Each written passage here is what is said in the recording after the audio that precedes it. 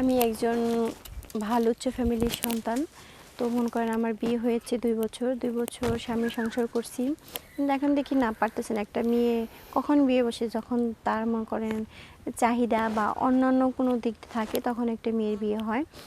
আর আমার বাপের বাড়ি টাকা পয়সার অভাব ছিল না। আমারে মনে করেন সারা জীবন বসায় খাইতেও পারতো। কিন্তু একটা মেয়ে তো সারা জীবন আর বাপের বাড়ি থাকে না। তার তো একটা চাওয়া পাওয়া একটা ইচ্ছা আছে। সেজন্য একটা মেয়ের বিয়ে হয়। তো সেই জিনিসটাই যদি স্বামীর কাছে না পায় তাহলে সেই মেয়েটির জীবনে আর বেঁচে থাকার কোনো ইচ্ছা জাগে না। তো মনে করেন এরকমই একজন আমার লাইফে হয়েছে। আমার বিয়ে হয়েছে ২ বছর। তো মনে করেন আমি স্বামীর সাথে অনেক কষ্টে সংসার করছি। সারাদিন যেমন তেমন কাজকাম করছি, কিন্তু রাত্রে যখন স্বামীর কাছে গেছি একটু সুখ ভালোবাসার জন্য, তখন সে আমার অ্যাভয়েড করে চলছে, আমার কাছে আসে না। আমি জানি না যে সে কিসের জন্য আমার কাছে আসে নাই। হয়তো আমি দেখতে অসুন্দর, অতটাও সুন্দর না, এর জন্য আমার কাছে আসে নাই। তো এভাবে মনে করেন ১ দিন ২ দিন ৩ দিন কতদিন সহ্য করব। তারপরে মনে করেন ২ বছর সহ্য করছি। এখন সহ্য করতে করতে মনে করেন আমার দেওয়ালে পিঠটা ঠেকে গেছে। এর জন্য আমি এখন কিছু পারতাছি না।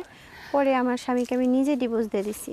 ডিভোর্স দেওয়ার পর এখন আমি সিদ্ধান্ত নিচ্ছি যে আমার ওইরকম একজন ভালো মনের মানুষ দরকার, যে ছেলেটি আমাকে সবসময় ভালোবাসবে, সময় দেবে, আমাকে টেক কেয়ার করবে, আমাকে বুঝবে যে না আমি কী চাইতেছি, কখনই কী চাই, কখন কি বলি সে বুঝতে পারে।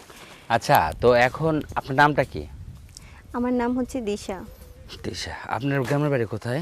আমার গ্রামের বাড়ি হচ্ছে রংপুর।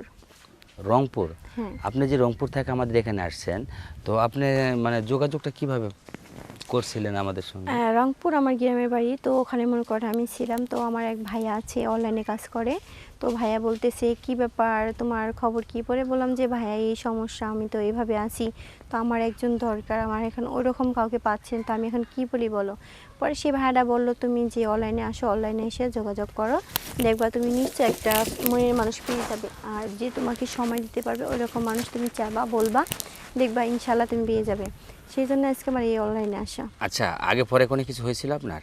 আগে পরে কোনো কিছুর ভিতরে বললাম যে আমার একটা বিয়ে হয়েছিল, বিয়ে হয়েছে, আমি ২ বছর সংসার করছি, তারপর আমি নিজে থেকে ডিভোর্স দিয়ে দিচ্ছি। কারণ মানুষে আর কতদিন সহ্য করে, ১ দিন ২ দিন ৩ দিন নয়, ৫ বছর সংসার আমি মনে করেন আর কতদিন সহ্য করবো, আর পারতাছি না। লাস্টে আমার দেওয়ালের সাথে পেটটা ঠেকে গেছে। পরে আমি নিজে ডিভোর্স দিয়ে গেছি যে না এভাবে আর চলবো না। আমি এখন অন্য একটা সিদ্ধান্ত নিচ্ছি যে আমার একজন দরকার, ছেলেটি বেকার হোক, দরকার পড়ে আমার বাড়িতে ঘর জামাই আসবে, তাও তো সহ্য করতে রাজি আছি, আচ্ছা, কিন্তু ছেলেটা আমাকে ভালোবাসবে এরকম। আচ্ছা, আপনি ডিভোর্স কেন দিলেন? ডিভোর্স দিলাম ভাইয়া, আমার স্বামীটা মনে করেন কি বলবো, টাকা পয়সা ওর মোটামুটি ভালোই ছিল, কোনো জিনিসের অভাব ছিল না, কিন্তু একটা জিনিসের অভাব ছিল, সেটা হচ্ছে আমার এই চাহিদা। মনে করেন আমার চাহিদার লেগে তো আমি বিয়ে হয়েছি, তাই না?